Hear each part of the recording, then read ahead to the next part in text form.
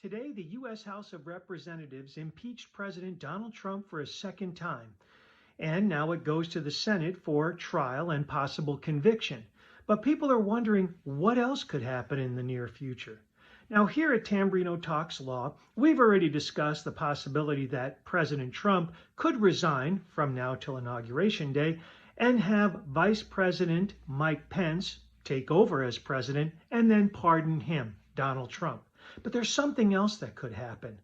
The president could do a pardon dump before he resigns. What does that mean? It means this, that President Trump could pardon whoever he wants, family, friends, business associates, the rioters in D.C. He could pardon them all and then resign, have Vice President Mike Pence take over as president, and then pardon Donald Trump. Now, there's not a lot of time from now till Inauguration Day, but there surely is still enough time for that to happen.